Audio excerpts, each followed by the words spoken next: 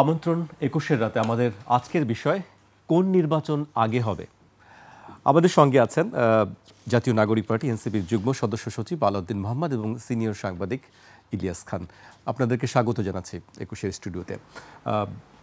এই আলোচনা আসলে আমাদের যে আজকের বিষয় কোন নির্বাচন আগে হবে, আগেও এটি নিয়ে কথা হয়েছে এবং সম্প্রতি গত কালকে থেকে আজকে আবার উঠেছে এই কথাটি যে স্থানীয় সরকার নির্বাচন আগে হবে না জাতীয় সংসদ নির্বাচন আগে হবে। আমি আপনাকে দিয়ে শুরু করতে চাই, যেহেতু আপনি এনসিপির গুরুত্বপূর্ণ একটি দায়িত্বে আছেন এবং নির্বাচন সংস্কার কমিশনের বিষয়টিও আপনি খুব ভালোভাবে অবগত আছেন। আপনি কি মনে করেন আসলে স্থানীয় সরকার নির্বাচন কি আগে হওয়া উচিত না জাতীয় সংসদ নির্বাচন? ধন্যবাদ। নির্বাচন প্রশ্নে আমরা যদি বলি যে ২০২৪ সালের যে গণঅভ্যুত্থানের আগের যে নির্বাচন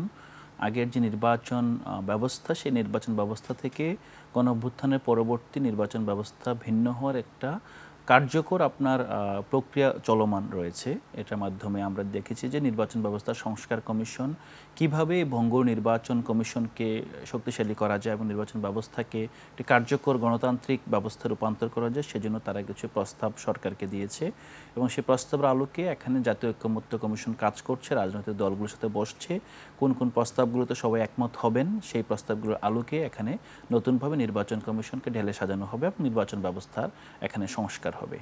এই অবস্থায় যদি আমরা নির্বাচন কোনটা আগে হবে সেটা প্রথমে বলি, প্রথমত আমাদের এই প্রশ্নটা উঠাতে হবে যে নির্বাচন কি আগের স্টাইলই হবে নাকি নতুন স্টাইলে হবে। যদি মনে করা হয় যে নির্বাচন আগে যেভাবে নির্বাচন কমিশন ছিল সেই কমিশনের মাধ্যমে নির্বাচন হবে, তাহলে এক ধরনের আলোচনা আমরা প্রবেশ করব। আর যদি মনে করি যে না, যেভাবে ফ্যাসিবাদী আমলে নির্বাচন হয়েছিল সেই নির্বাচন ব্যবস্থা থেকে বাংলাদেশ বের হয়ে এসেছে এবং বাংলাদেশ নতুনভাবে যে পরিবর্তিত এবং শক্তিশালী নির্বাচন কমিশনের আন্ডারে নির্বাচন পরিচালনার জন্য বাংলাদেশ প্রস্তুত হয়েছে, তো সেক্ষেত্রে আমাদের আরেকটা আলোচনা আমরা ঢুকবো। তো এই প্রেক্ষিতে আমরা প্রথমেই বলতে পারি যে এখন যে নির্বাচন কমিশন নির্বাচনের আয়োজন করছে, আপনি নিশ্চয়ই অবগত থাকবেন যে এই নির্বাচন কমিশন কিন্তু ২০২২ সালের যেই আপনার আইন, সেই আইনের আলোকে তারা নির্বাচন কমিশনার হিসেবে শপথ নিয়েছেন এবং নির্বাচন ব্যবস্থা সংস্কার কমিশন যে প্রস্তাব দিয়েছে এবং যেই প্রস্তাবের আলোকে এখানে রাজনীতিবিদদের সাথে জাতীয় ঐক্যমত্য কমিশন আলাপ আলোচনা করছে, এই আলাপের পরে কিন্তু যেগুলো বিষয়ে একমত হবে, সেই একমতের যে জুলাই সনদ যেটা বলা হচ্ছে, সনদ বাস্তবায়নের মাধ্যমে পুরো নির্বাচন ব্যবস্থাটাকে আমরা ঢেলে সাজাতে হবে। এবং নির্বাচন ব্যবস্থাকে ঢেলে সাজাতে হবে কিসের প্রেক্ষিতে? যেই প্রস্তাবগুলোতে এখানে রাজনৈতিক দলগুলো একমত হবেন সেই আপনার ঐক্যমতের প্রেক্ষিতে। তো সেই ঐক্যমত যদি এখানে প্রতিষ্ঠিত হয়, তাহলে বর্তমান যে নির্বাচন কমিশন আছে সেই নির্বাচন কমিশন কিন্তু আর আপনার এখানে প্রাসঙ্গিক থাকে না। তখন ঐক্যমতের ভিত্তিতে নতুন করে নির্বাচন কমিশনার নিয়োগ দিতে হবে, নির্বাচন কমিশনকে পুনর্গঠন করতে হবে। সেই ঘটনার আগ পর্যন্ত আমরা যদি নির্বাচন কোনটা আগে হবে বলি, তখন আমাদের মনে হয় আমরা আসলে মানে ঘোড়ার আগে গাড়ি জুড়ে দেওয়ার একটা যেই প্রক্রিয়া, সেই প্রক্রিয়ার দিকে যাব। দ্বিতীয়ত হলো যে হ্যাঁ, যদি নির্বাচন করতেই হয়, এটা আমরা আগেও দাবি করেছি যে এখানে এই যে পরিবর্তিত নির্বাচন কমিশন এবং পরিবর্তিত যে ব্যবস্থা, এই ব্যবস্থার সক্ষমতা একটু গুরুত্বপূর্ণ ইস্যু।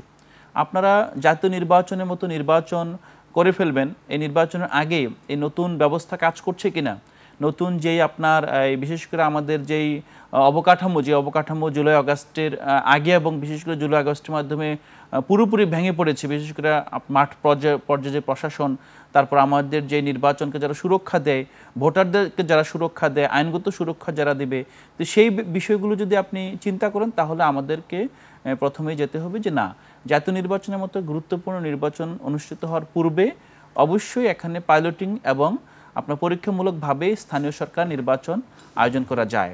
সেক্ষেত্রে যদি সক্ষমতার প্রশ্নটি থাকে, তো আমাদের এখানে আমরা বলতে পারি যে স্থানীয় সরকার নির্বাচন তো একদিনে সারা দেশে নির্বাচন বিদ্যমান ব্যবস্থায় হয় না এবং যেই সংস্কার প্রস্তাব দিয়েছে সেই সংস্কার প্রস্তাবও আসলে একই দিনে নির্বাচনের প্রস্তাবটা গ্রহণযোগ্য নয় বলেই বেশিরভাগ রাজনৈতিক দল এবং স্টেক হোল্ডার্স মতামত দিয়েছে। তো সেই প্রেক্ষিতে যদি মনে হয় যে এই নির্বাচন খুব বেশি এই আপনার প্রশাসনের জন্য চাপ হয়ে যাবে, আমরা বলছি যে এখানে ব্লক ওয়াইজ নির্বাচন হতে পারে। এখানে প্রতিটা বিভাগের জন্য আলাদা সপ্তাহ নির্ধারণ করে একটা বিভাগে সারা দেশের যত ট্রুপস আছে এবং নির্বাচন বাস্তবায়নের জন্য যারা স্টেক হোল্ডার্স আছে তাদেরকে সেখানে মোতায়েন করে সেখানে একটি সুনির্বাচন করে সারা দেশকে কাভার করা যেতে পারে। এর মাধ্যমে যেটা হবে, নতুন যে প্রশাসন এবং যে পরিবর্তিত যে ব্যবস্থার সক্ষমতা যাচাই করা সম্ভব হবে। পাশাপাশি জনগণ দীর্ঘদিন ভোট না দেওয়ার ফলে তাদের মধ্যে যে একটা জড়তা ছিল, সেই জড়তা কেটে যাবে। পাশাপাশি সবচেয়ে বড় যে কাজটা হবে, মৌলিক কাজটা হবে, সেটা হলো আমরা সবসময় দেখি নির্বাচিত সরকারের অধীনে যখন নির্বাচন হয় তখন নির্বাচনটি পক্ষপাত দুষ্ট হয় এবং সেখানে এই নির্বাচিত সরকারের মাঠ পর্যায়ে তার যেই আপনার তাদের যে নেতাকর্মী আছে তাদের বাইরে আসলে বড় ধরনের মোবিলাইজেশনের সুযোগ থাকে না। তো সেক্ষেত্রে একটি সত্যিকার অর্থেই জনবান্ধব এবং আপনার জনকল্যাণমুখী স্থানীয় সরকার ব্যবস্থা আমরা নিশ্চিত করার জন্য একটা তত্ত্বাবধায়ক সরকার অথবা আমরা যেটাকে বলছি নিরপেক্ষ সরকারের অধীনে এই নির্বাচন দিলে আমার মনে হয় আমরা তৃণমূলে সত্যিকার অর্থে জনগণের বন্ধু, জনগণের সেবক হিসেবে আমরা জনপ্রতিনিধি পেতে পারি। জি, ইলিয়াস খানের কাছে একই প্রশ্ন, মানে আসলে স্থানীয় সরকার নির্বাচন না জাতীয় সংসদ নির্বাচন আগে হওয়া উচিত, কি মনে করেন আপনি? আপনাকে ধন্যবাদ। আমার সব আলোচক, তরুণ নেতা এবং অনুষ্ঠান যারা দেখছেন, আমি মনে করি জাতীয় সংসদ নির্বাচনটি আগে হওয়া উচিত।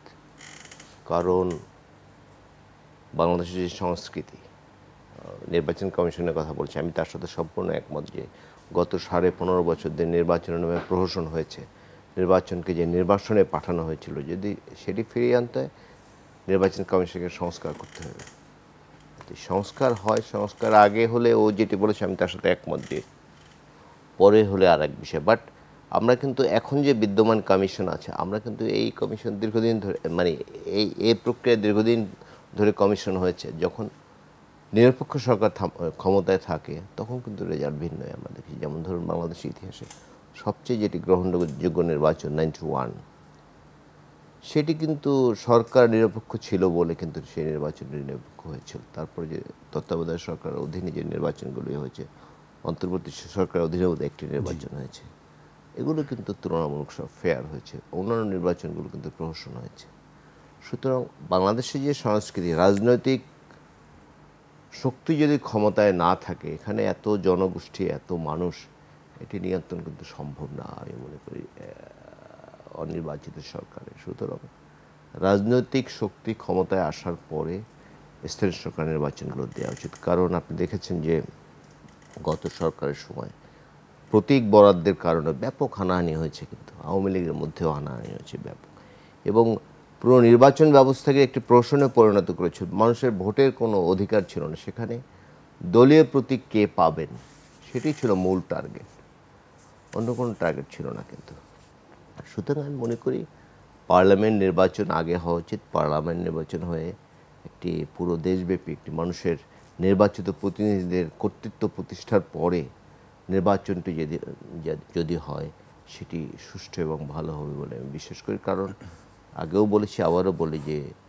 ঘরে ঘরে কিন্তু দ্বন্দ্ব শুরু হয়ে গেছে। যেমন স্থানীয় সরকার নির্বাচনগুলো আগে কেমন ছিল, একদম এখন দেখুন ভঙ্গুর অবস্থায় চলে গেছে। আগে ছিল ধরুন এই পাড়া ওই পাড়ার নির্বাচন হচ্ছে, এই গ্রাম ওই গ্রাম নির্বাচন হচ্ছে, কিন্তু এখন এক ঘরে যদি দুই ভাই নির্বাচন, দুই প্রতীকে বিশ্বাস করেন, তাদের মধ্যে কিন্তু দ্বন্দ্ব শুরু হয়েছে। সুতরাং আমরা যতটুকু শুনেছি যে নির্বাচনী ব্যবস্থা, স্থানীয় নির্বাচনের প্রতীক থাকবে না, সেটি না থাকলে খুব ভালো। এবং আগে আমরা দেখেছি কি যে একটু ভালো মানুষ, একটু সচেতন মানুষ, শিক্ষিত মানুষ নির্বাচিত হতেন।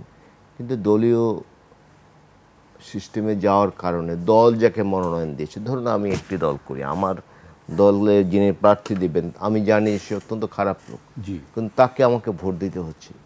এর বাইরে বিতর্ক আছে, এ নিয়ে ব্যাপক বিতর্ক আছে। সুতরাং আমি মনে করি আগে পার্লামেন্ট নির্বাচন বহু আকাঙ্ক্ষিত মানুষের, ওরা যে আন্দোলন করেছে আমি তাদেরকে সাধুবাদ জানাই, যে দীর্ঘদিন গণতন্ত্র বিপন্ন ছিল, মানুষের ভোটাধিকার এবং মানুষের মধ্যে একটা ভোটের ক্ষুধাও আছে। কিন্তু ভোটের ক্ষুধা এই কারণে, আপনি দেখুন পার্লামেন্ট নির্বাচনে কোনো ভোট হয়নি, ওকে আমি দিতে পারলাম না, আমি স্থানীয় সরকার নির্বাচন দেবো, সেটিও কিন্তু পারিনি। আমি প্রফেশনাল বডিতে ভোট দিতে চাই, পারিনি ভোট দিতে। আমি ট্রেড বডিতে ভোট দিতে চাই, কেউ কিন্তু কোথাও ভোট দিতে পারেনি। পাড়ায় মহল্লায় কী কমিটি হবে সেটাই কিন্তু আওয়ামী লীগ থেকে ঠিক করে দেওয়া হচ্ছে। ইলিয়াস ভাই, আমি জানতে চাচ্ছি যে আগে স্থানীয় সরকার নির্বাচন হলে সমস্যাটা কোথায়? না, আগে স্থানীয় সরকার নির্বাচন এগুলো কন্ট্রোল করতে পারবে না। দেখুন এই সরকাররা বলে 850টি আন্দোলন হয়েছে, এবং রাজনৈতিক সরকার ক্ষমতায় না থাকার কারণে, আমি একটি উদাহরণ দিই, আমি আমার জানি না ছোটো ভাই কোথায় পড়াশোনা করেছে, এই যে তিতুমির কলেজ আছে, তারা কলেজে ভর্তি হয়েছে কিন্তু রাতারাতি তারা বিশ্ববিদ্যালয়ের ছাত্র হতে চায়, এবং সেই কারণে তারা 5টি দিন পুরো ঢাকা কলাপস করে রেখেছে। আমাদের কিন্তু মনে আছে, একদম চিফ অ্যাডভাইজারের বাড়িতে আপনি দেখেছেন গত 2-3 দিন আগে, একদম তার দেয়ালের পাশে চলে গেছে অনেক ছাত্র। এগুলো রাজনৈতিক সরকার থাকলে এগুলো কিন্তু হওয়া সম্ভব ছিল না, কিন্তু রাজনৈতিক সরকার না থাকার কারণে এগুলো হয়েছে। সুতরাং আমি মনে করি পার্লামেন্ট নির্বাচন দিয়ে আগে হয় তাহলে এগুলো নিয়ন্ত্রণ করতে পারবে, না হলে কিন্তু স্থানীয় সরকার এখন নির্বাচন দিলে, কারণ এখন তো ধরুন কি বলে যে আমরা তো দেখছি নানাবিধ কিছুতেই আন্দোলন হচ্ছে, এবং আন্দোলন হলেই বিশেষ করে ঢাকার কথা যদি আপনি ধরেন, প্রথম রাস্তাটি বন্ধ করে দিতে হবে। এই নগরীতে, একটি আধুনিক নগরীতে 25% রাস্তা থাকতে হয়। আমাদের কাগজ কলমে আছে 7%। 7%-এর এই যেমন এই যে আপনাদের কারওয়ান বাজার, এই রাস্তাটা আগে ভাবতাম আমি 2/3 দখলে আছে, কালকে দেখলাম 3/4 দখলে আছে, কোনো গাড়ি ঘোড়া চলার সুযোগ নাই। সুতরাং এই সংকটগুলো তো আছে, এই সংকটগুলো রাজনৈতিক সরকার ছাড়া পারবে সমাধান করতে পারবে। আমি শুধু ইকোনমি বলে ব্যাপক হানাহানি, মারামারি, কাটাকাটি এগুলো যদি অ্যাভয়েড করতে হয়, আগে পার্লামেন্ট নির্বাচন, আগে স্থানীয় সরকার নির্বাচন যাবে। আমরা গ্রামাটিক্যালি অনেক কথা বলতে পারবো, কিন্তু বাস্তবে সেটি কিন্তু আমরা কন্ট্রোল করতে পারবো। সুতরাং আমি বলতে চাই আগে একটি পার্লামেন্ট নির্বাচন, এটা রাজনৈতিক সরকার ক্ষমতায় আসুক, যারাই আসুক, এবং তারাই বাকি নির্বাচন করবে, সেটি আপনি বলতে চাচ্ছেন আর কি। আমি আবার আলাউদ্দিনের কাছে আসতে চাই। নির্বাচন আসলে স্থানীয় সরকার নির্বাচন বা জাতীয় সংসদ নির্বাচন যেটাই বলি না কেন, যেটি আগে হবে সেটি রাজনৈতিক একটি আলোচনার মাধ্যমে নির্ধারণ হবে হয়তো, যে বা বিতর্ক। আমি বা সাধারণ মানুষ যেটি জানতে চাই যে নির্বাচনই হোক, সেই নির্বাচন কি আসলে পক্ষপাত মুক্ত নির্বাচন, বা পেশি শক্তি বা কালো টাকার ব্যবহার হবে কিনা, বা আচরণবিধিগুলো মানা হবে কিনা, বা হলফনামায় যে সম্পদের হিসাব দেওয়া হবে, এগুলো কি সব কাগজে কলমে থাকবে, না এগুলোর আসলে কোনো পরিবর্তন আমরা দেখতে পাবো?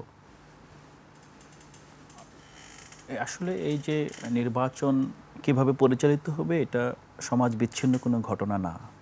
আমরা যদি বলি যে 24-এর গণ অভ্যুত্থানের মাধ্যমে মানুষের যে আকাঙ্ক্ষা, বিশেষ করে তরুণ প্রজন্মের যে আকাঙ্ক্ষা, সে আকাঙ্ক্ষা হয়েছে আসলে একটি নতুন বাংলাদেশ, যেখানে আসলে করাপশন থাকবে না, মানি, ম্যান পাওয়ার, মাসল এগুলো নির্বাচনে প্রভাব বিস্তার করবে না।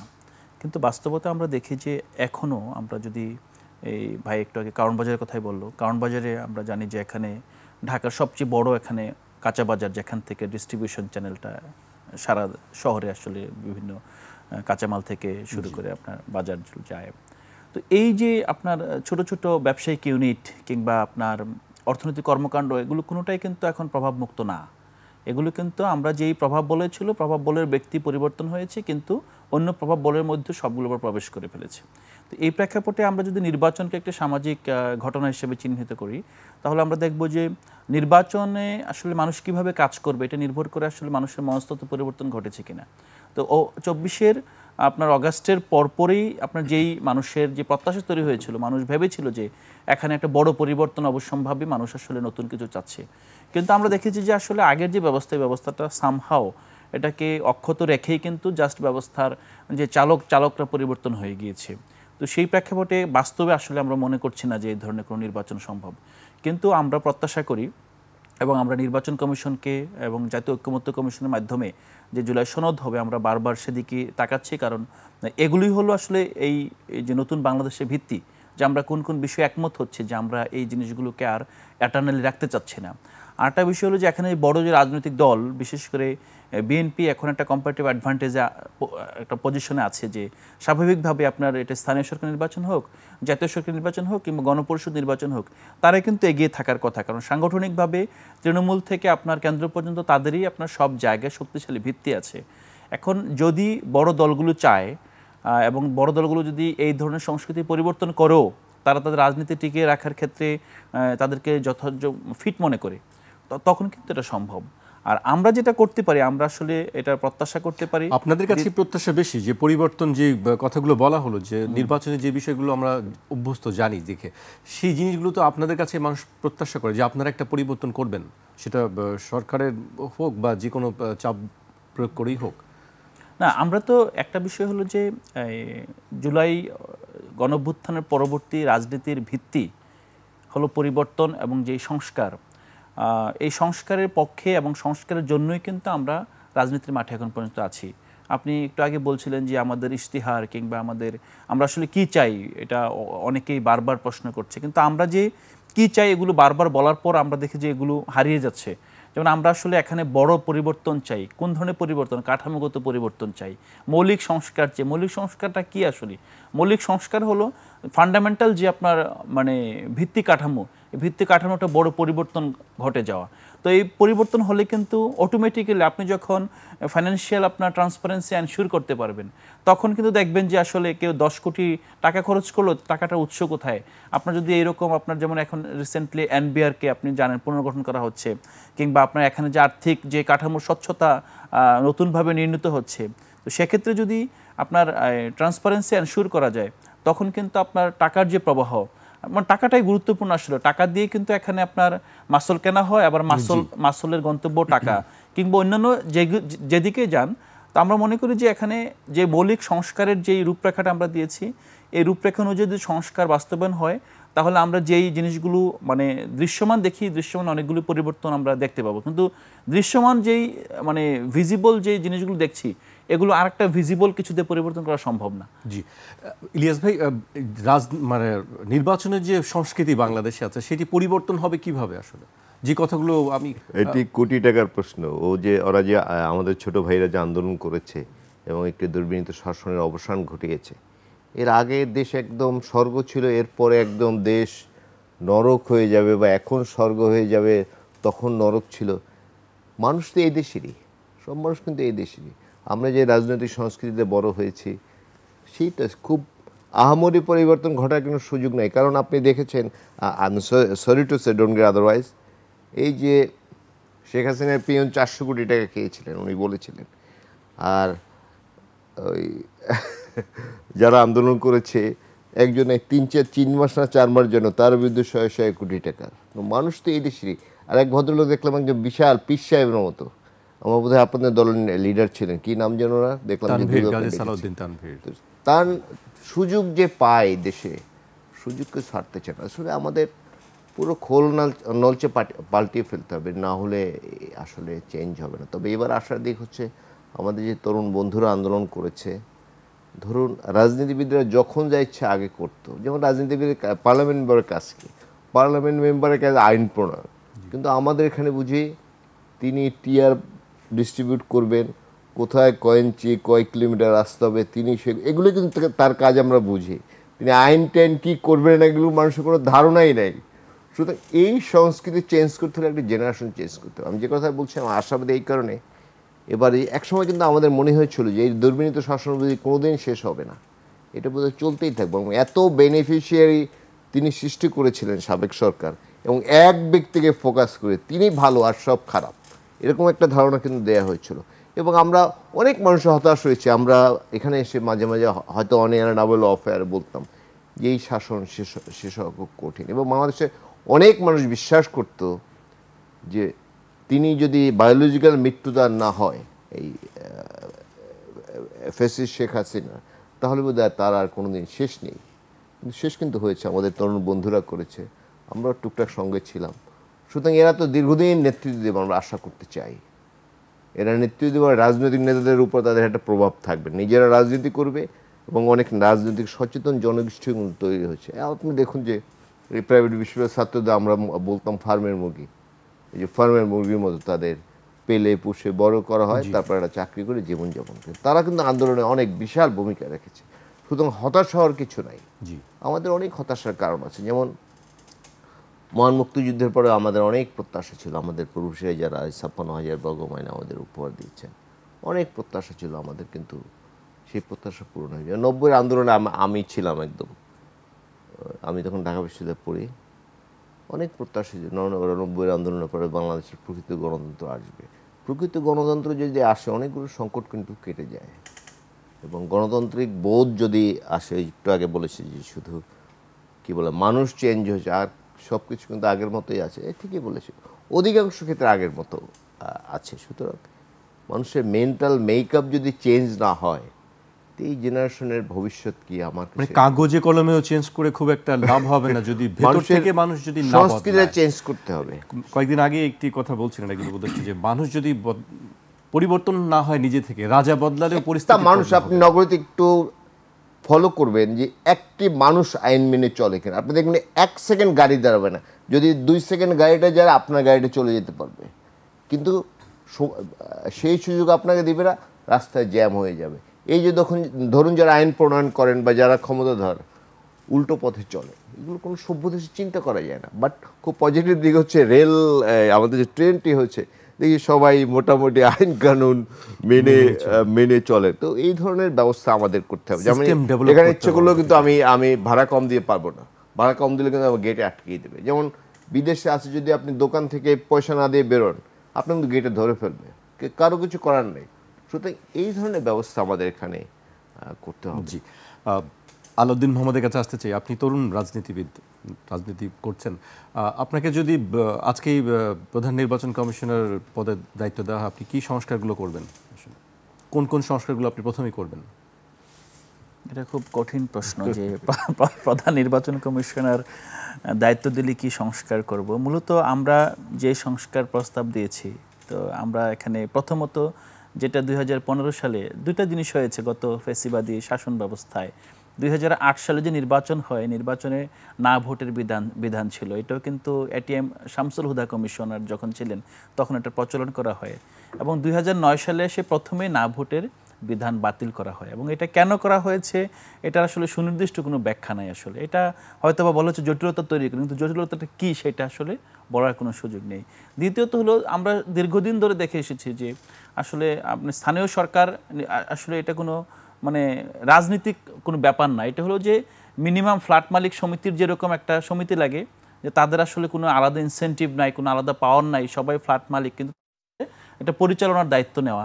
স্থানীয় সরকারটা কিন্তু এরকমই ধরনের স্থানীয়ভাবে, যে এটা আমরা খাপ পঞ্চায়েত ছিল, কিংবা ইভেন ঢাকার অনেক জায়গায় এখনও পঞ্চায়েত আছে। তো এই ধরনের সিস্টেমের ভিতরে জনপ্রতিনিধি নির্বাচন করা একেবারে অর্গানিক্যালি কিন্তু জনপ্রতিনিধি ওরাই। কিন্তু আমরা দেখেছি যে না, এই 2015 সালের পর থেকে নির্বাচনে আপনার এই সেন্টার থেকে, যে এটা একটু আগে ভাই বলছিলেন যে একজন ভালো আর বাকি সবাই খারাপ, এখন একজন যে ভালো তার ভালোত্বটাকে আপনার তৃণমূল পর্যন্ত বিস্তার লাভ করতে হবে। কিভাবে করা যাবে? ওনার প্রতীকটা তৃণমূল পর্যন্ত ছড়িয়ে দিতে হবে। ব্যাপারটা তো এটাই ঘটেছে। তো এই যে ঘটনার মাধ্যমে যে একটা দুর্বৃত্তায়ন ঘটেছে, এটার আপনার প্রথমত যেটা অলরেডি সম্মত হয়েছে যে কোনো মার্কা রাখা যাবে না স্থানীয় সরকার নির্বাচনে। তারপর হলো যে আপনার নির্বাচনগুলো আমরা আসলে কিছু কিছু জায়গায় দেখি যে যেমন প্রবাসীদের ভোটাধিকারের ক্ষেত্রে অনেক জটিলতা, কিন্তু পৃথিবীতে সব জায়গায় আপনি দেখেন আপনার অ্যাকাউন্ট থেকে টাকা ট্রান্সফার করছেন, আপনি না চাইলে, আপনি ওটিপি শেয়ার না করলে কেউ আসলে এটাকে আপনার ট্রান্সফার করতে পারবে না। কিন্তু ভোটাধিকারের ক্ষেত্রে আমরা দেখেছি যে না, তাকে ফিজিক্যালি যেতে হবে এবং তাকে বাংলাদেশের না থাকা অবস্থা ভোট দিতে পারবে না। তো আমরা প্রবাসীদের যেই প্রায় 1 কোটি প্রবাসী সারা বিশ্বে ছড়িয়ে ছিটিয়ে আছে, এবং আমরা মনে করি যে প্রবাসীরা বাংলাদেশে যারা বসবাস করে তাদের চেয়ে একটু বেশি অ্যাডভান্সড, কারণ তারা আসলে বৈচিত্র্যময় পৃথিবীর সাথে কানেক্টেড, এবং তারা অনেকগুলো আপনার নতুন ধরনের ব্যবস্থার সাথে সম্পৃক্ত হওয়ার কারণে তারা বাংলাদেশের মধ্যে প্রকৃত অর্থে সেই পরিবর্তনটা দেখতে চায়।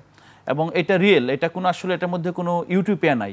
তারা যেটা দেখে আসছে, যেটা বসবাস করছে, যে জীবনটা, সেই জীবনটা তাদের পরিবার পরিজন, আত্মীয় স্বজন এবং নিজের জন্য বাংলাদেশে পেতে চায়। তো প্রবাসীদের ভোটাধিকার যে কোনো মূল্যে শতভাগ প্রবাসীদের ভোট দিতে পারে, এটার ব্যবস্থা করতাম, এবং এটার জন্য কিন্তু আমরা কাজ করে যাচ্ছি। এবং যতটা সম্ভব একটা আপনার মানে ফিজিবল একটা ওয়েতে তাদের যত বেশি সংখ্যক ভোট আমরা বাংলাদেশের নির্বাচনে আমরা কাস্ট করতে পারি সেটার ব্যবস্থা করছি। আরেকটা বিষয় হলো, এখানে আপনার যে মানির যে ট্রান্সফার, আমরা আবারও বলছি, ধরেন এখানে নির্বাচনে যারা জনপ্রতিনিধি হবে, ভোট বেচাকেনা বা জোর পেশি শক্তি, ভোট বেচাকেনা তো আছেই। একটা বিষয় দেখেন যে বাংলাদেশে বিভিন্ন কারণে মানুষ কারাগারে অন্তরীণ থাকে, দেশের বাইরে থাকে, কিন্তু যারা নির্বাচিত হবেন জনপ্রতিনিধি, তারা কিন্তু ফিজিক্যালি তাদের যেই আপনার এই মনোনয়নপত্র তার দাখিল করতে হয়, তারা কিন্তু সমাজের বাইরের কেউ না। আমরা বলছি যে এদের মাধ্যমে দুর্বৃত্তায়ন ঘটছে, কিন্তু নির্বাচন কমিশন যদি চায়, তারা পর্যাপ্ত সময় বরাদ্দ নিয়ে মনোনয়নের জন্য আগে ভাগে যদি মনোনয়নপত্র দাখিলের সুযোগ দিয়ে তাদের সাথে কাউন্সেলিং করে, এবং কাউন্সেলিংয়ের সাথে যদি বাংলাদেশের বিশ্ববিদ্যালয় শিক্ষক কিংবা বাংলাদেশ সুশীল সমাজের ব্যক্তিবর্গ, যারা আসলে সমাজের গ্রহণযোগ্য ব্যক্তিত্ব, তাদের সাথে মিলিয়ে যদি আপনার জেলায় জেলায় কমিশন গঠন করে আলাদাভাবে আপনার এই যে প্রার্থী আছে তাদেরকে কাউন্সেলিং করে কারণ টাকাটা খরচ হয় কিন্তু, যেমন আপনি এবং দুজনই প্রার্থী, আপনি 5 কোটি খরচ করলেন, আরেকজন হয়তো বা সে চাইছে আমি 10 কোটি খরচ করবো, কিন্তু অ্যাট দেন কিন্তু দুজনই কিন্তু লুজার। কারণ টাকাটা কিন্তু মানে ইকোনমিক্স একটা বলে যে there is nothing as freelance, টাকা কিন্তু কোথাও না কোথাও থেকে আসছে এবং এটার জন্য আপনাকে সময় শ্রম ব্যয় করতে হচ্ছে। সো তাদের দুজনকে যদি আপনি সাথে নিয়ে বসতে পারেন, এটা শুনতে অনেক বেশি মানে কল্পনা লাগতে পারে যে না, কিন্তু এটা কিন্তু বাস্তব। দুজনকে যদি বসেন, দেখেন আপনারা এই বিষয়গুলোতে একমত হন, আপনারও খরচ হবে না, ওনারও খরচ হবে না। আপনারা যার কাছে যাবেন, আপনি এমন কিছু অফার করেন না যে আপনার চেয়ে বেশি উনি অফার করে, উনিও সেটা নিয়ে আপনার টানা হাঁচড়া করে। তো এই যে মেন্টাল কাউন্সিলিং যেটা আমরা ফিল করি, এটাতে বেশি গুরুত্ব দিতাম। আরেকটা বিষয় এই প্রসঙ্গে বলি যে জুলাই গণঅভ্যুত্থানের পরে যারা অভ্যুত্থানের আপনার অগ্রসৈনিক ছিলেন, তাদের কাছে জাতির অনেক প্রত্যাশা। কিন্তু এটাও সত্য যে এই অভ্যুত্থানে যারা ছিলেন, নেতৃত্ব দিয়েছেন, তারা খুব অল্প সময়ের মধ্যে বড় একটা পরিবর্তন ঘটানোর পর তারাও কিন্তু অনেকগুলো জায়গায়, এটা তো ধারাবাহিক একটা দীর্ঘ সংগ্রামের পর পরিবর্তনটা আসে নাই, পরিবর্তনটা এসেছে একটা ব্লাড শেডের মধ্য দিয়ে। আমি মেন্টাল কাউন্সিল, তাদের কিন্তু কাউন্সিলিং দরকার ছিল। এবং যারা আসলে এই মানে রাজনীতির নামে বিরোধিতার সংস্কৃতিতে বিশ্বাস করেন এবং বিরোধিতার জন্য বিরোধিতা কায়েম রাখতে চাচ্ছেন, তাদেরকে আমি অনুরোধ জানাবো, সবাইকে, সব পক্ষকেই, তারা যাতে আসলে সমাজের মানে আপনিও থাকতে হবে, আমিও থাকতে হবে, সহাবস্থানের জায়গাটা চিন্তা করে তারা যদি নিজেদের মধ্যে আলাপ আলোচনা করে, তাহলে নির্বাচন যেরকম সহজ হয়ে যাবে, নির্বাচন পরবর্তী সরকার সহজ হবে, সরকার পরিচালনা সহজ হবে, এই যে এই ধরনের মব কিংবা আন্দোলন, গণ আন্দোলন নিয়ন্ত্রণ করা সহজ হবে, এবং সামগ্রিকভাবে এজ এ সোসাইটি সংহত হওয়া সহজ হবে এবং এগিয়ে যাওয়াটা অনেক বেশি সহজ হবে। জি, এই পর্যায়ে একটি বিরতিতে যেতে হচ্ছে আমাকে। দর্শক, একটি বিরতি নিচ্ছি, বিরতির পর আবারও ফিরবো 21-এর রাতে, আমাদের সঙ্গেই থাকুন।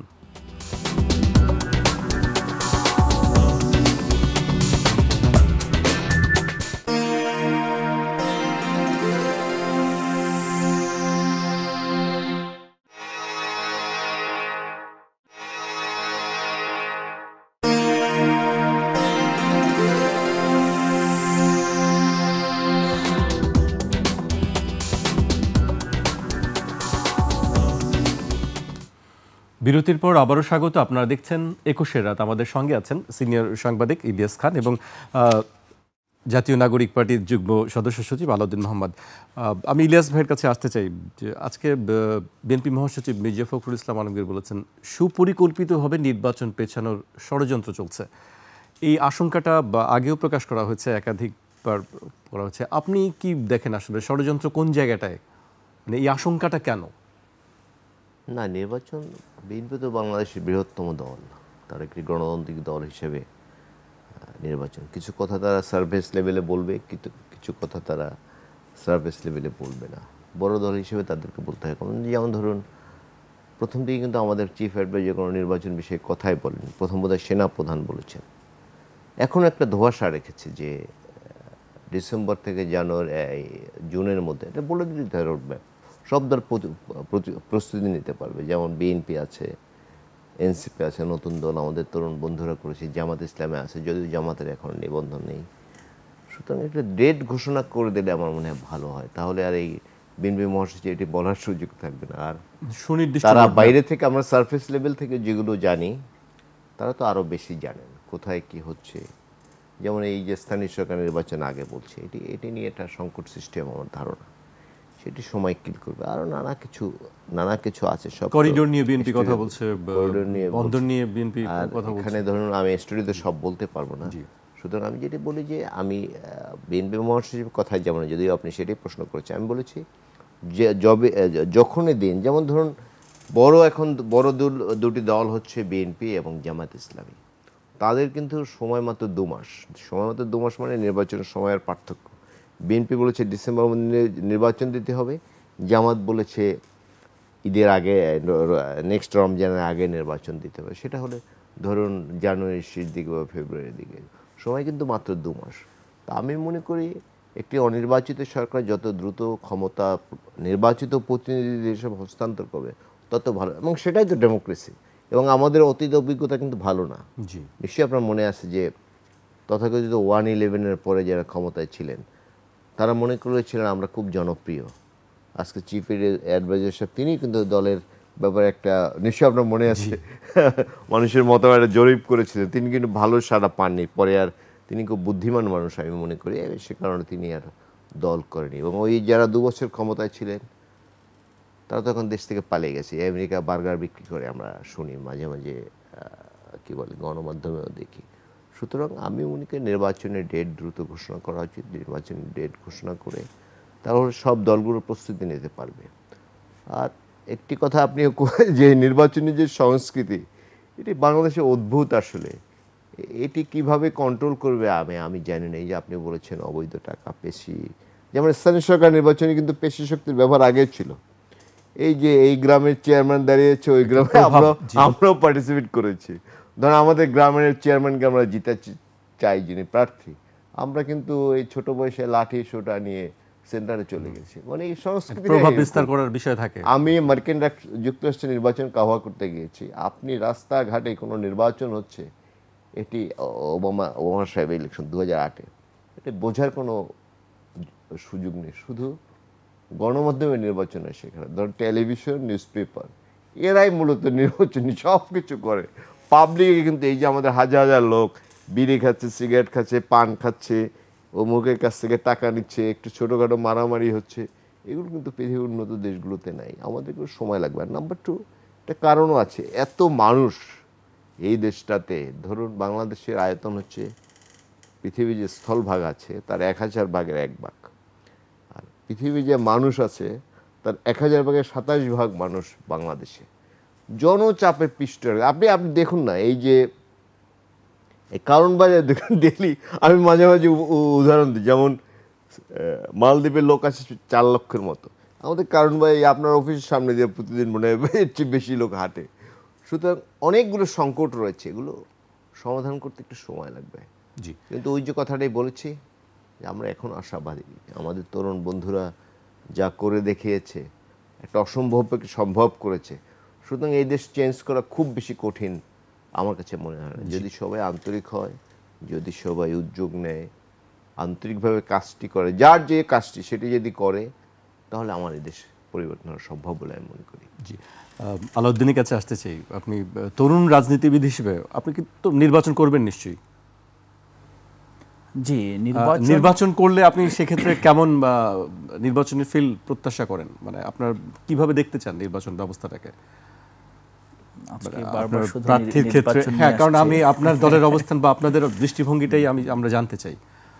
মূলত আমরা তো অবশ্যই রাজনৈতিক দল হিসেবে নির্বাচনে অংশগ্রহণ করব। আমরা সত্যিকার অর্থে চাই যে এই তরুণদের কিন্তু বেশিরভাগেরই। আপনি নির্বাচন করবেন তো নিশ্চয়ই? জি, নির্বাচন করব, যে নির্বাচন করব, এবং আমরা চাই যে নির্বাচনে আসলে যাতে এখানে অবৈধ অর্থের লেনদেন না হয়। করতে চান, কারণ আপনার দল তো আপনাকে মনোনয়ন দিতে হবে। করতে চান, অবশ্যই নির্বাচন করতে চান। না, নির্বাচন এমন না যে দল মনোনয়ন দিবে এটা শুধু সংসদ নির্বাচনই হবে, এমন হতে পারে আমাকে অন্যান্য নির্বাচনের জন্য পাঠানো হতে পারে। ঠিক আছে, এখানে একটা রাজনৈতিক দল তো শুধুমাত্র সংসদ নির্বাচনে সীমাবদ্ধ না, ইভেন আমাদের অনেকগুলো প্রফেশনাল উইং আছে। বাট সেক্ষেত্রে বলতে হবে যে আমি নির্বাচন করতে চাই, আমি করব বলার সুযোগ কম মনে হয়, কারণ আপনি না দল না দিলে তো আপনি করবেন না। না, ঠিক আছে, না, ইউ আর রাইট। মূল বিষয়টা হলো যে নির্বাচন আমরা করতে চাই, এটা হলো প্রথমত, যে আমরা নির্বাচন চাই, কিন্তু বর্তমান যেই বাস্তবতা আছে, এই বাস্তবতায় নির্বাচন সত্যিকার অর্থে আমাদের অনেকেই হয়তো বা এই বাস্তবতার জন্য প্রস্তুত না। কারণ বাস্তবতাটা কি, যে আমরা নির্বাচনের নাম শুনলে অথবা নির্বাচনী যে খরচের কথা আমরা দেখি, যে এখানে যেভাবে অবৈধ অর্থের লেনদেন হয়, তো তরুণরা যেহেতু একটা স্বচ্ছ রাজনৈতিক প্রক্রিয়া এবং নতুন রাজনৈতিক বন্দোবস্তের কথা বলছে, তো সেক্ষেত্রে আমাদের নির্বাচনটা আসলে আগের মতো হলে আমাদের কাছে মনোপুত হবে না। তো আমরা চাই আসলে সংস্কৃতির পরিবর্তন হোক।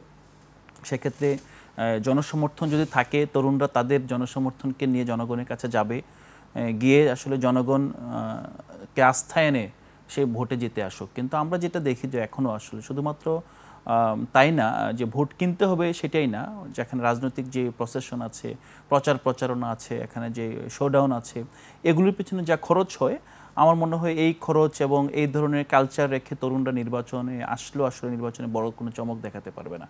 তো তরুণদের, আমাদের বিশেষ করে নির্বাচনের আমাদের প্রধান ইয়েটা হলো যে আমরা নির্বাচনী যে ব্যবস্থা আছে, ব্যবস্থাটার পরিবর্তন চাই। আমরা আওয়ামী লীগের যেই সেট করা গেম, সেই গেমে আসলে আমরা খেলতে চাই না। ইভেন আমরা বারবার বিএনপিকে আমরা বলছিলাম, এখনও বলি যে আপনারা মানে এই যে বিদ্যমান সংবিধান কিংবা অন্যান্য প্রশ্নে যে আওয়ামী লীগের যে সেট করা গেম, এই সেট করা গেমে একবার খেলতে পারবেন, একবার জিততে পারবেন, কিন্তু আপনার বারবার জিতে আসতে পারবেন না। এই রুল অফ গেম চেঞ্জ করতে হবে। আমরা মূলত রুল অফ গেম চেঞ্জ করে সেই গেমে খেলতে চাই। তো নির্বাচনের ক্ষেত্রে যদি আমরা বলি, আমরা পরিবর্তিত যদি ব্যবস্থা হতে পারে, তো সেই ব্যবস্থায় আমরা খুব আশাবাদী অনেক ভালো কিছু করতে পারবো। আর যদি দুর্ভাগ্যজনকভাবে, যদিও আমরা এটা হতে দিব না, তো যদি আবার মনে হয় এটা আগের যেই আপনার ব্যবস্থায় চলে যায়, তখন হয়তো বা আমরা দলীয়ভাবে আমাদের নতুন স্ট্র্যাটেজি ঠিক করবো যে আমরা কিভাবে সেই ব্যবস্থাটাকে আমরা পরিবর্তন করে আমরা নির্বাচন অংশগ্রহণ করতে পারি। জি, ইলিয়াস ভাই, আপনাকে কাছে আসতে চাই। সংস্কার চলছে, সংস্কার নিয়ে আলোচনা চলছে, সংস্কার চলছে এটা বলবো না, সংস্কারের যে আলোচনা চলছে সেটিতে আপনি কতটুকু অগ্রগতি দেখেন, মানে বাস্তবায়নের ক্ষেত্রে কতটুকু আসলে সম্ভব? আমি এখনো আশাব্যঞ্জক কিছু দেখছি না। আলাউদ্দিনরা একদম কাছ থেকে দেখছে, হয়তো ভালো জানতে পারে। আমি কোনো খুব বেশি পরিবর্তন দেখি না। আমি শুধু এই সরকার ক্ষমতা আসবে একটা ভালো দিক দেখছে, যে আমাদের যে আর্থিক খাতে যে লুটপাট শুরু হয়েছিল, ধরুন আগে কি করতাম, আপনার ঘরে আমার ঘরে টাকা রাখলে ডাকাত সেটা নিয়ে যেত, অনেক সময় গ্রামেগঞ্জে ছিল, কিন্তু শহরেও ছিল। এখন আপনি আমি ব্যাংকে টাকা রেখে আসি, ডাকাত এসে নিয়ে যায়। এই যে সংস্কৃতি, এবং নিয়ে গিয়ে যদি নিজের কাছে রাখে, বিভিন্ন জায়গায় ব্যবহার করে, ইটস ওকে, বাট নিয়ে এসে বিদেশে পাচার করে দেয়। মানে আপনার টাকাটাই থাকলো না। এরশাদ আমলে ব্যাপক দুর্নীতি হয়েছে, কিন্তু টাকা কিন্তু পাচার খুব কম হয়েছে, যে কারণে ব্যবসা বাণিজ্য ভাইব্রেন্ট ছিল। কিন্তু এই গত 15.5 বছরে ফ্রি স্টাইল, আপনাকে ফ্রি স্টাইল ধরে আমি লিখে নিলাম যে আপনার ব্যাংকটা আমি লিখে নিলাম, এগুলো তো আমরা শুনি এখন। এক ব্যক্তির বহু ব্যাংক ছিল, দেখুন। তো সুতরাং এগুলো তো ঘটেছে। এই ক্ষেত্রে সরকারের একটা ভালো সফলতা আছে, অন্তত চেষ্টাটা খুব দৃশ্যমান। আর বিনিয়োগ টিনিয়োগ অনেক কথা শুনেছি, এখন দেখি যে খুব ভালো কিছু শুনছি না। কারণ বিনিয়োগ করতে হলে কিন্তু স্থিতিশীল সরকার লাগবে। একটা অনির্বাচিত সরকারের যত ভালোই হোক, বিনিয়োগ করা কিন্তু অনেকে চিন্তা করবে যে আমার টাকাটি বিনিয়োগ করলাম, 1 মাস 2 মাস পরে 3 মাস পরে এরা চলে গেল, বা মারামারি হলো, সংঘাত হলো। এটি কিন্তু দেশি বিদেশি যারাই বিনিয়োগ করতে চায়, আপনি এখন একজনকে জিজ্ঞেস করবেন যে এই ব্যবসাটা করে, আমি এটা পত্রিকা বের করছি, সাপোজ আপনি যদি বলেন, না একটু দেখে নেই যে কী হয়, আমি কারেক্ট? জি। তো এটি করতে হলে কিন্তু একটা স্থিতিশীল সরকার লাগবে। তো আমি ওর কথায় খুব ভালো লেগেছে আমার।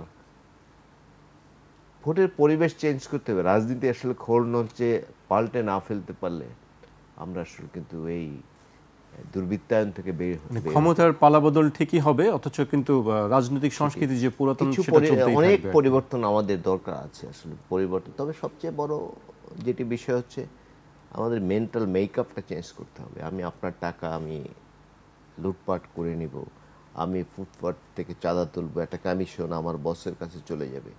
এই সংস্কৃতি থেকে যদি আমরা না বেরোতে পারি, মানুষের পেইন, হয়তো চা বিক্রি করে তার ডেইলি 200 টাকা চাঁদা দিতে হচ্ছে, এগুলো মানা যায় না আসলে, এগুলো খুব কষ্টকর।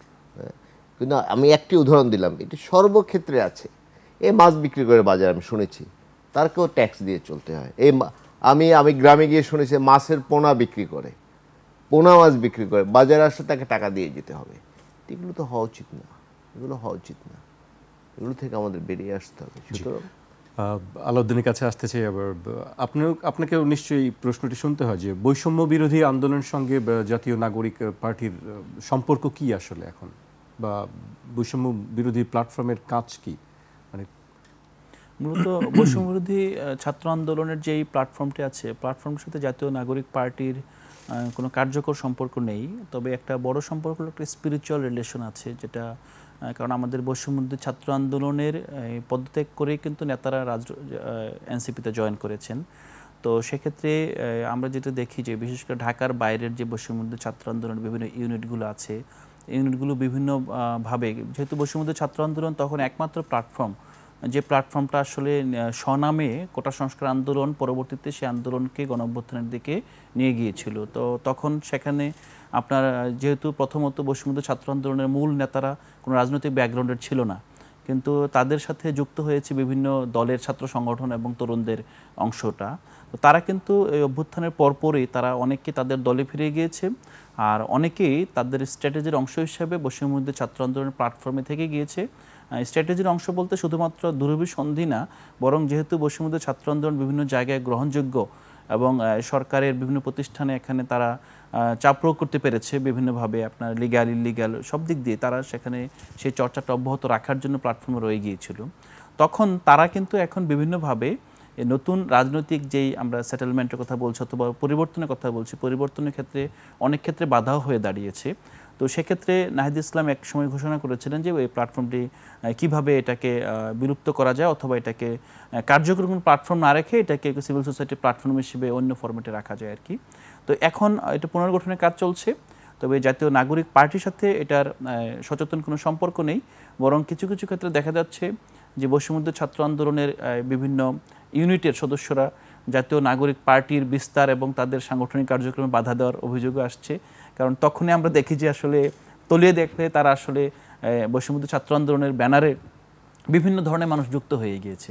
তো এটা তারা যারা এখন নেতৃত্বে আছেন বৈষম্যবিরোধী ছাত্র আন্দোলনের, তাদেরকে ঠিক করতে হবে যে গণঅভ্যুত্থানের প্ল্যাটফর্মটিকে কীভাবে অবিতর্কিত রাখা যায় এবং এটাকে সত্যিকার অর্থে গণঅভ্যুত্থানের যে আশা আকাঙ্ক্ষা ছিল সেটাকে সংরক্ষণ, আর্কাইভিং এবং ভবিষ্যতে বাংলাদেশের এই ধরনের যত ধরনের আপনার এই ন্যাশনাল ইন্টারেস্টকে কেন্দ্র করে মুভমেন্টগুলো হবে সেই মুভমেন্টগুলোকে কীভাবে জনসম্পৃক্ত করে তোলা যায় সেই বিষয়ে তারা পুনর্গঠন করুক, এটা আমি প্রত্যাশা করছি এবং আমরাও প্রত্যাশা করি। কিন্তু আমরা দেখি পত্রপত্রিকায় দেখি বা সংবাদে আমরা নিজেরাও সংবাদ করি যে বিভিন্ন জায়গায় দেখা যায় যে কমিটি নিয়ে বৈষম্য বিরোধীদের মধ্যে দ্বন্দ্ব থাকে, সেখানে একটু বিশৃঙ্খলার পরিস্থিতি তৈরি হয় বা আর্থিক লেনদেনের অভিযোগগুলোও আসে।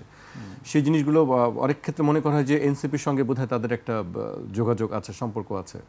না, এটা পারসেপশন খুবই গুরুত্বপূর্ণ আছে, তবে বিষয়টা হলো যে কি আছে যে বৈষম্যবিরোধী ছাত্র আন্দোলন, আবারও বলছে যে তাদের একটা গণঅভ্যুত্থানের উপর একটা তাদের একটা ন্যায্য দাবি আছে যে গণঅভ্যুত্থানে আমাদের এই প্ল্যাটফর্ম নেতৃত্ব হয়েছে, সো এখানে গণঅভ্যুত্থানের পরে যে রাজনৈতিক দল হবে অথবা যারাই আসলে ফ্রন্টে আসছে তারাই মনে করে যে না আসলে আমরা যেহেতু এখানে গণঅভ্যুত্থানের একটা বড় হিস্সাদার, সো আমাদের মতামতকে কেন আমলে নেওয়া হলো না। কিন্তু এই জিনিসটাও বুঝতে হবে, একটা রাজনৈতিক দল ইচ্ছা করলেই অ্যাক্টিভিস্টের মতো সব কাজ করতে পারে না। রাজনৈতিক দলকে সমাজের যে স্থিতিশীলতা এবং ভারসাম্য রক্ষা করে অন্য বিদ্যমান অন্য রাজনৈতিক দল আছে তাদের মতামত, তাদের বিরোধিতাকে আমলে নিয়ে তাদেরকে একটা ম্যাচিউরড ওয়েতে একটা দেশকে লিড দেওয়ার জন্য চিন্তা করতে হয়, যেটা আসলে এই মুভমেন্টের যে প্ল্যাটফর্মগুলোর সেই দায়বদ্ধতা থাকে না। না থাকার কারণে রাজনৈতিক দল যখনই কোনো আপনার এই স্থিতিশীলতার স্বার্থে কোনো ধরনের আপনার কম্প্রোমাইজিং বলতে আমরা মানে নেরু সেন্সে বলছি না, না বিগ সার্কেল যদি আমরা বলি যে এই জায়গাটা গ্রহণ করে তখন দেখা যায় তাদের একটা বিরোধিতার সম্মুখীন হতে হয়। পাশাপাশি আপনি দেখবেন যে জাতীয় যুব শক্তি নামে আমাদের যে তরুণ মানে যুবকদের সংগঠন হয়েছে, তো সেক্ষেত্রে অনেক জুলাই যোদ্ধা নামে অনেকেই গিয়ে সেখানে সেবরেজ করেছে যে আমরা কেন নাই আসলে। তো এখানে বিষয়টা হলো যে জুলাই অভ্যুত্থানে যারা অংশগ্রহণ করেছে সবাইকে নিয়ে রাজনৈতিক দল করতে পারলে খুবই ভালো হতো, কিন্তু আমরা যখন প্রসেস দেখি বিভিন্নভাবে কারা যুক্ত হবে, কারা দীর্ঘ সংগ্রামে যুক্ত থাকতে চায়, একটা রাজনৈতিক দলের যারা কর্মী আছেন তারা তো শুধুমাত্র একদিন দুদিনের জন্য আন্দোলন করে ঘরে ফিরে যাওয়ার জন্য রাজনৈতিক দলে আসে না, তারা একটা লং টার্ম ভিশন থাকে, ন্যাশনাল ভিশন থাকে। সেই জায়গা থেকে ভিশনের সাথে যারা একমত, তারা যাদের ডেডিকেশন আছে এবং একই সাথে তাদের এই নেতৃত্বের কোয়ালিটি আছে, সেগুলো মিলেই হয়। কিন্তু আমরা যখন দেখলাম যে যুবশক্তির সম্মেলনের এক প্রান্তে একদল এসে স্যাবোটেজ করছে যে আমরা নাই, আমাদের ছাড়া কেন কমিটি করা হলো, তো এই জায়গাগুলো আসলে আমার মনে হয় আলাপ আলোচনা কিছু ক্ষেত্রে ইগনোরও করতে হবে, করে আসলে এগিয়ে যেতে হবে। জি, ইলিয়াস ভাইয়ের কাছে আসতে চাই। আমি আবার বলতে চাই যে রাজনৈতিক দলগুলোর মধ্যে মতৈক্য থাকবে, সবাই যে একমত হবে বা সবাই একই কথা বলবে এমন কোনো বিষয় নেই, কিন্তু মোটা দাগে জাতীয় স্বার্থের ক্ষেত্রে বা একটি সিস্টেম ডেভেলপ করার ক্ষেত্রে যে কোন কোন ক্ষেত্রে আসলে একমত হওয়া উচিত বলে মনে করেন, বিশেষ করে নির্বাচনের ক্ষেত্রে বা আমাদের দুর্ভাগ্য। আপনি দেখেন এই যে ভারত পাকিস্তান যুদ্ধ করেছে, গত 4 দিন যুদ্ধ করেছে বোধহয়, কংগ্রেস এবং বিজেপির সম্পর্ক কিন্তু খুব খারাপ আমরা জানি। তারা কিন্তু দেশের যুদ্ধের প্রশ্নে সবাই মিলেমিশে বসে মিটিং করেছে। এই যে বাংলাদেশে করোনা গেল তখন কিন্তু সব দল নিয়ে বসার একটা প্রস্তাব এসেছিল, কিন্তু বসে নাই কিন্তু সব দল। খুব দুর্ভাগ্য বললাম এই কারণে, জাতীয় বিষয়ে কিন্তু আমরা এক জায়গায় বসতে পারি না। আমাদের সংস্কৃতিটাই যেন কেমন হয়ে গেছে। আপনি একটি বিয়ের অনুষ্ঠানে যাবেন, যদি শোনেন যে সেখানে আওয়ামী লীগের লোকজন গিয়েছেন বা যাবেন, তাহলে কিন্তু আপনি যেতে পারবেন না যদি আপনি অন্য দল করেন। পুরো সামাজিক যে একটা সম্পর্ক ছিল সেগুলোও কিন্তু এই গত 15.5 বছরের শাসনে সব কিছু নষ্ট হয়ে গেছে। মানে আমাদের প্রতিষ্ঠানগুলো যত আছে, সামাজিক প্রতিষ্ঠান, রাজনৈতিক প্রতিষ্ঠান, আর্থিক প্রতিষ্ঠান, সব ধ্বংস হয়েছে। গ্রামে গঞ্জে এখন ভিন্ন দলের মানুষ, যেমন আমরা কিন্তু শুনি যে এই যে অনেক নেতা শেখ মুজিবের সাথে ভালো সম্পর্ক ছিল, হয়তো যুদ্ধ পরে ছিল, গোপনে গোপনে সাহায্য করেছে, এরকম কিন্তু আমরা শুনি। কিন্তু এখন এই সংস্কৃতি আপনি পাবেন? এই সংস্কৃতি আছে? আপনি একজন মানুষ, আমি একজন মানুষ, এটি বাদ দিয়ে আপনি কোন দল করেন, আমি কোন দল করি, আলাউদ্দিন কোন দল করে, সেটি মুখ্য হয়ে গেছে। এটি তো হওয়া উচিত না। দিন শেষে তো আমরা এই দেশের মানুষ, 56,000 বর্গমাইল আমাদের সবাই সম্মিলিতভাবে এই দেশটার ভালোর জন্য চিন্তা করা উচিত। ধরুন আপনি একটি ভালো প্রজেক্ট নিলেন, আপনি একটি দলের ক্ষমতায় আছেন, আমি এসে কিন্তু আগে এটা বাদ দিব যে এটা রাখা যাবে না, কারণ এটি ভালো না। সুতরাং ওই যে কথাটাই বলেছেন, জাতীয় বিষয়ে আমরা ঐক্যমত হতে পারি না, বাট আমি খুব আশাবাদী হয়েছি এনসিপিকে কেন্দ্র করে। দেশের শ্রেষ্ঠ তরুণরা এখন এই দলটি করে, আমরা খুব আশাবাদী হতে চাই। যদি অনেক জায়গায় অনেক দুর্মুখরা নানা কথা বলেন, আর ওর পক্ষে আমি একটু বলে দিই, ওই যে বলেন না যে টাকা খেয়ে করছে। ধরুন একটি পদে 10 জন প্রার্থী আছে, 10 জনই মনে করে আমি যোগ্য, যে 9 জন তো হবে না, হবে একজন সভাপতি, সেক্রেটারি হবে একজন, বাকি 9 জন বলবে যে ওই নেতা টাকা খাইছে, আরও কিচ্ছু না, কিন্তু জানেও না কিছু। এই সংস্কৃতি আমাদের এখানে আছে, কারণ নেতারা টাকা খায়, অনেকে জানে, হ্যাঁ, এই জন্যই বলে যে টাকা খেয়েছে। এটা আমাদের রাজনৈতিক সংস্কৃতি হয়ে গেছে, সব জায়গায় শুনবে। এটা ফেরেস্তার মতো লোক মনে করেন, তার বিরুদ্ধে বলে যাবে টাকা খেয়েছে বা অন্য নানা স্পর্শগত সুবিধা এগুলো পেয়েছে, নানা কিছু বলবে। সুতরাং এর মধ্যে থেকে আমাদের চলতে হবে এবং আগামী দিনগুলো পরিবর্তনের চেষ্টা করতে হবে। আসলে দেশ তো এক অর্থে গভীর সংকটে। আমরা যেমন ধরুন একটা ডেমোগ্রাফিক ডিভিডেন্ড পাচ্ছি, এটা কিন্তু একটা বিরাট ব্যাপার। দেশের 1-1.5 কোটি লোক দেশের বাইরে থাকে, দেশটিকে আছে কিন্তু এটি দিয়ে। কারণ আমাদের যে গার্মেন্টস, অধিকাংশ ক্ষেত্রে কিন্তু আমরা সেলাইয়ের পয়সা পাই, কিন্তু বাইরে যে এই বিশাল জনগোষ্ঠী আছে যারা, তারা কিন্তু বিশেষ করে মিডল ইস্ট বা ইউরোপ আমেরিকায় যা না থাকে, প্রত্যেকটি পয়সা, আজকে দেখলাম, আমি ফেসবুকে দেখলাম, আমি সত্য কিনা জানি না, এক লোক পান্তা ভাত খেয়ে বাইরে ছিলেন, অনেক টাকা পাঠিয়েছেন দেশে। হ্যাঁ, এই মানুষগুলো কিন্তু স্যাক্রিফাইস করছে এবং এরা কিন্তু খুব পজিটিভ মানুষ। আপনি দেখবেন যে বিশেষ করে এই 5ই আগস্টের পরে অনেক টাকা পাঠাচ্ছেন। কিন্তু আগে কিন্তু স্ট্রাইক করেছিল, আমাদের দেশে গণতন্ত্র নাই, মানবাধিকার নাই, স্বৈরাচার ক্ষমতায় আছে, সুতরাং আমরা টাকা পাঠাবো না, এরকম কিন্তু হয়েছিল। এখন কিন্তু প্রচুর টাকা পাঠাচ্ছে। হ্যাঁ, এটিও কিন্তু পজিটিভ। এবং আপনার আমার চেয়ে, I am sorry to say, এরা কিন্তু বেশি দেশপ্রেমিক, দেশকে বেশি ফিল করে সব সময়। জি, শেষ পর্যায়ে চলে এসেছি আমরা, একেবারে 1 মিনিটে সংক্ষেপে যদি কিছু বলেন। না, সংক্ষেপে ইলিয়াস ভাইকে যে প্রশ্নটা করেছেন যে আমরা জাতীয় ঐক্যমত্য কোন কোন জায়গায় হতে পারে, সেই জিনিসটা আমরা আবারও একটু বলতে পারি যে একটি দেশের পররাষ্ট্রনীতি, জাতীয় নিরাপত্তা, ভৌগোলিক অখণ্ডতা, সার্বভৌমত্ব এবং মোটা দাগে যে এখানে যে ট্রান্সফার অফ পাওয়ার, এই 5-7টা বিষয় ঐক্যমত্য ফরজ।